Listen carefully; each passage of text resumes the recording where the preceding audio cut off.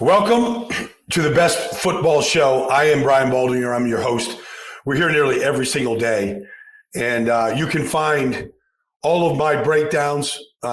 They said there's 36 million views on my breakdown since the Super Bowl. Kind of proud of that. Broke down the tush push, but it's all over at Baldy NFL. You can find me on TikTok, Instagram, X, YouTube, you name it. And then you can find this podcast wherever you get your podcast. You can download this Odyssey free podcast and then like it and subscribe to it. So here we go. We're 4 days after the Super Bowl. We're still kind of getting the aftermath here. I've been on a number of different shows. I was on with the 33rd team watching Tiki Barber break down the defense. I've been on a variety of shows. I've gone back and combed through the tape, just looking for certain things. And really, every time you go back through it, you see nothing but Eagles domination. And so, it starts, honestly, with the Eagles offensive line. Now, I know Saquon didn't run for a lot of yards, but Jalen did. So what the Eagles offensive line forces you to do is it forces you to be good and great at everything because of how much time they actually give Jalen to throw the football. It's amazing how much time he had. And I'm talking about pockets. You only threw it 22 times. But I'm talking about pockets that are flat in the front, wide on the edges. Exactly the way you draw your pocket up, whether it's play action, slide protection, pocket protection, you name it, scat protection, all the different protections. No matter what they did, they had almost clean pockets every time. But Steve Spagnuolo did a great job, masterful job, really, of taking Saquon out like nobody else had. I mean, there wasn't a lot of running room, but if you want to press the 3 wide receivers in, whether it's cover 3, quarters, cover 2, you want to press the wide receivers and play your safeties deep the way they did. If you want to play that style, fine. And you want to play Drew Tranquill, Nick Bolton, Leo Chenal, and just crash the offensive line to take away all the daylight for Saquon, fine. They did that. But they also got one-on-one with, Devontae Smith against Jalen Watson, Jahan Dotson against Jalen Watson. They got Devontae Smith down the field. You got A.J. Brown on a crossing route. I don't know what Leo Chenal is doing on the 12-yard touchdown to A.J. Brown to go up, 17-0 or 24-0. I don't know what he was doing on the play. But if he was supposed to pick up A.J. Brown on the crosser, they were defeated. So it starts up front. Mekhi Becton came out for a few plays. Tyler Steen went in, didn't skip a beat. They ran a play out of a pistol formation in the first quarter where they pulled Mekhi Becton on a power with 2 tight ends, and Drew Tranquill came from the backside, and he tackled Saquon for a 1-yard loss. Okay, they won that down. Kellen Moore came back in the third quarter, right after Kansas City turned the ball over on downs, 1st and 10 at the 46-yard line. And there goes the exact same formation. Pistol, 2 tight ends, pull the right guard, in that case, Tyler Steen, sell the play action, put the ball in the mesh of the belly of Saquon, and you see all 3 linebackers, Bolton, Tranquill, Chenal, all bite up to stop Saquon. And Jalen pulled the ball out of his belly, sat back on the NFL Shield logo in the middle of the field, and threw a dime to Devontae Smith for a touchdown. You can't take everything away from this Eagles offense. You can do a lot. You do a lot of good things, and Spags did. You can't take it all away. And that's Eagles domination. And then on the other side of the ball, to really rush 4 the whole game, never rush more than 4. 1 zone pressure where they brought Zach Bond and they dropped Nolan Smith. 1 zone pressure, 1 twist stunt out of 38 drop back pass attempts by Patrick Mahomes. And I think Vic Fangio went into the game plan saying, let's rush 4 and see what we can do to Mahomes. We're not going to spy him. We're not going to bring extra pressure. Let's see what we can do with 4. And if we're successful with that, we'll stay with it. And if we're not successful, Now we'll have these change-ups. Well, the opening third down, that the Chiefs had, third down attempts that they got stuffed out because of good pass pressure with just 4. Vic Fangio's like, and you see that lead go from 7-0 to 10-0 to the pick 6 by, Cooper DeJean to 17-0 to the shallow cross to A.J. Brown to 24-0. Pretty soon, you're making this game unwinnable, and you go, well, let's just stay what we're doing. And then you look at who's rushing. Their rush line basically is Nolan Smith, Jalen Carter, Milton Williams, and Josh Sweat. And then you add in Jordan Davis, you add in Moro Ojomo, you add in the rookie Jalen Hunt. Brandon Graham played 14 snaps, got himself a pressure and a holding call. Jalen Carter drawing a hold from Trey Smith. And they're affecting this whole game with their front 4. It's domination is what they did. And then if you go, okay, the ball didn't go over their head outside of the final quarter when it was 34-0. I mean, think about it. It's 34-0 with 34 seconds to go in the third quarter when Xavier Worthy scores a touchdown. It's domination. And it's really the blueprint of what the Eagles are doing. And really every team should look very closely at what Howie Roseman and the Eagles are doing. Because if you just look at the draft this year, okay, they had the first cornerback. They had access to the first cornerback take. Remember, there wasn't a defensive player drafted until the Colts took Laiatu Latu, all right, with the, 16th pick. So the Eagles get the first pick at corner. There's Terrion Arnold, there's Kool-Aid McKinstry, and there's Quinyon Mitchell, and they take Quinyon. And he was the best corner, one of the best corners in the whole league, but certainly the best rookie corner. And then in the second round, you trade up to go get Cooper DeJean. I call him Cooper DeJam. Travis Kelce couldn't get off the line of scrimmage against him. He gets a pick 6. Mahomes never sees him. He's in, basically curl flat coverage, cover 3 look, pick 6, 17-0. You look at Jalen Hunt out of Houston Christian, right, with the 3rd round pick. They struck gold in all 3. There's, Jalen Hunt going up against, the left tackle of the Chiefs, driving them right back into the court, Mahomes, and getting the sack. They struck gold in all 3 guys. The year before, Jalen Carter is one of the top 3 defensive linemen in this league right now. You get Nolan Smith, who basically has become one of the most feared edge rushers in this league and one of the most violent players in the league. You get him. And then you get Tyler Steen, in the second round. They struck gold in all 3 of those. Year before, Jordan Davis, Milton Williams. I mean, not only are they drafting great, and there's not a miss in the first 3 rounds of the last 3 drafts. I don't know another team that can say that. And then it's about drafting good young players and then developing those young players. Because I don't think anybody in this whole business improved as much as Nolan Smith did during the course of the season.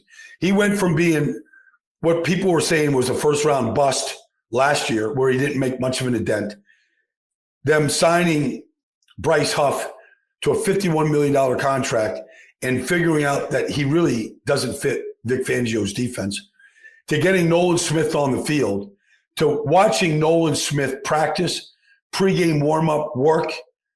The guy is a legit big-time player. And you put him next to Jalen Carter, you might have a best side of a defensive line in all of football. Because if you think that Nolan Smith at 238 pounds and 6'2" is too small to hold up, well, watch him just jack up one tackle and one tight end after another. Watch him jack him up. Watch him play with explicit violence, and then watch him get off blocks and make tackles. The guy's going to go to a lot of Pro Bowls.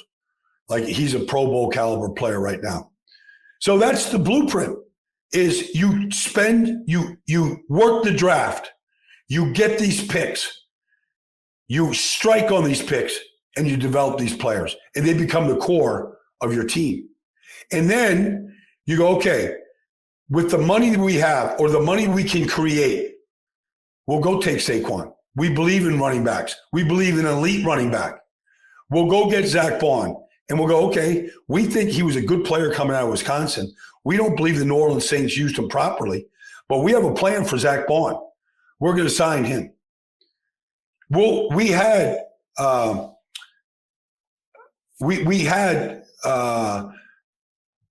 Chauncey Gardner-Johnson here 2 years ago, went to a Super Bowl with them. We didn't sign him. We signed James Bradbury instead. Maybe we made a mistake, but we let him go to Detroit, where he was miserable and hated it and couldn't wait to come back to Philly. And now you pair him next to Reed Blankenship, and you have a solid safety tandem. And you just look at this and you go, okay, this is how you build a championship team. Like, don't overthink this stuff.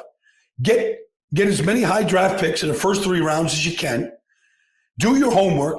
Nolan Smith, I'll just say this. He is not a good kid. He's a great kid.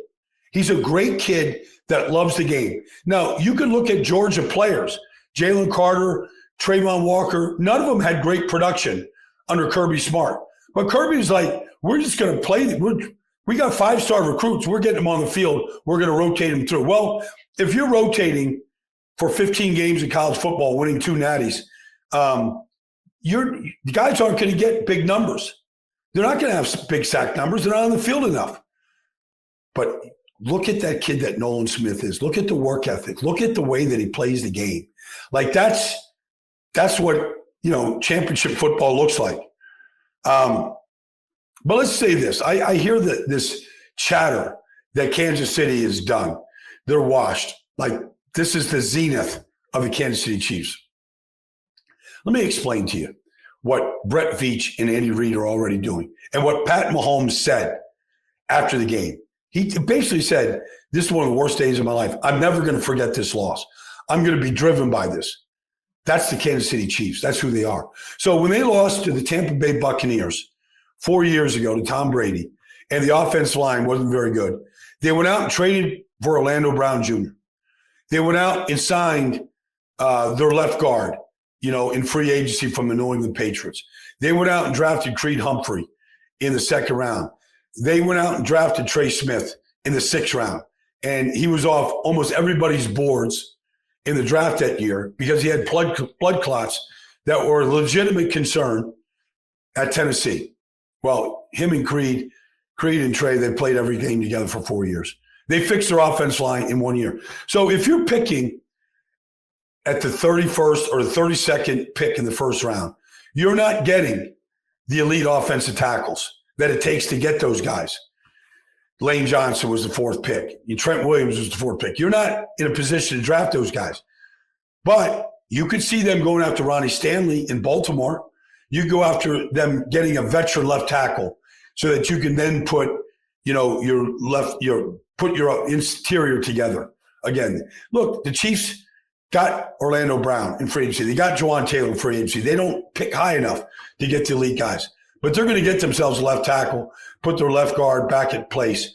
They're going to probably draft an elite running back, okay? I don't know who it's going to be. They're going to draft an elite running back and balance it up in the running game. Xavier Worthy is going to be a star in this league. Rashee Rice is going to come back from injury. Travis Kelce is probably going to go away, but they're going to be fine with Noah Gray. It might not be Hall of Fame Travis Kelce, but I think he's going to walk. They're going to have Noah Gray. They're going to find tight ends. They drafted one this year. So they're going to be just fine. And Spags is still coaching the defense, and they're going to get themselves another edge rusher. All right, they're going to be fine. They're going to be right back where we're used to seeing them, probably winning.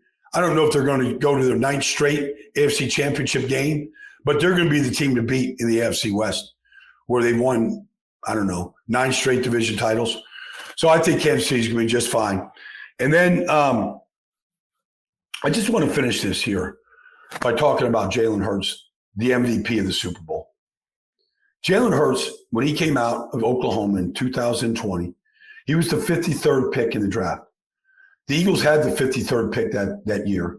And I was on record saying they should draft Jalen Hurts, even though they just gave Carson Wentz a big fat $50+ million a year contract. Because I thought Jalen Hurts is what you need to develop in this league. A winner, one at Alabama, one at Oklahoma, graduated from Alabama before he transferred, was a grad transfer to Lincoln Riley in Oklahoma, won his first 8 or 9 straight starts. I just thought his athletic ability, his arm, and the head for the game. Know that he was the son of the coach. His dad coached at Channelview High School outside of Houston. Like, that's what you want to develop. Well, little do we know that very quickly he would basically make Carson Wentz go away, take over the job. He inherited a team that was 4-11-1, had him in the playoffs every year, been to 2 Super Bowls in 3 years, now the Super Bowl MVP. And I don't care what anybody says. That performance by him, running for 72 yards, picking his spots, making key throws in the game. If you look at Jalen, take the week 16 game out where he was concussed in the first quarter against the Washington Commanders.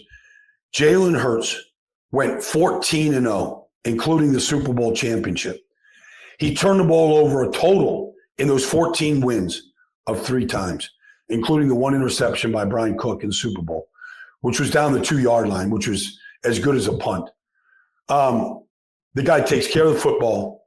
He checked out of some bad plays, checked into some good plays, was cool as a cucumber, now has a Super Bowl MVP to his name, and is a viable top 5 quarterback in this league because all he does is win.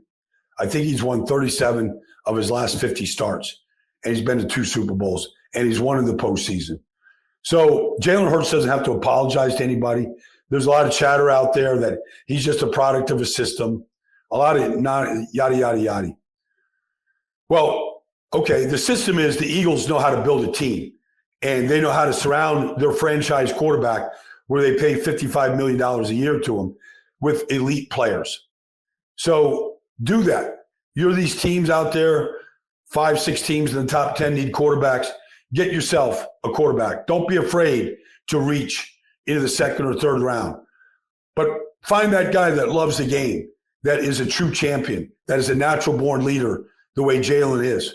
Started as a freshman at Alabama for Nick. Got beat out by Tua in a championship game and didn't transfer. Stayed the next year, helped him win the Big 12 the next year, or the SEC the next year. And then was a grad transfer to Oklahoma at Lincoln Riley. Wants to be coached hard, has been coached hard, and responds to the coaching. So anyways, that's my message about Jalen Hurts, that the conversation around him is bizarre, because if this was anybody else, you'd be saluting what he's doing. He doesn't do it by throwing for 400 yards, because that's not what you need to do to win in Philadelphia. But you need to control the clock, control the ball, let the offensive line go to work, feed Saquon. When they take Saquon away, find ways to go scramble for 16, 17 yards, first downs. Perfect the tush push that other teams have tried but can't perfect. Perfect that. Gain the yard when you need a yard. Hats off to Jalen Hurts for being the Super Bowl MVP. And who's going to be the next Jalen Hurts? Who's going to be that guy that isn't a top 5 pick, that isn't some super celebrity quarterback, that knows how to win? Congratulations to the Eagles, Jalen, and to the Super Bowl champions. Parade in Philadelphia tomorrow, down Broad Street, up the Parkway, up the museum steps, the Rocky Steps. Going to be over 1 million people out there. Stay safe. Enjoy the parade. Celebrate with the team. They're the biggest part of the Philadelphia community that it is. And I'll just finish this by saying this. Go Birds. Thank you for joining me.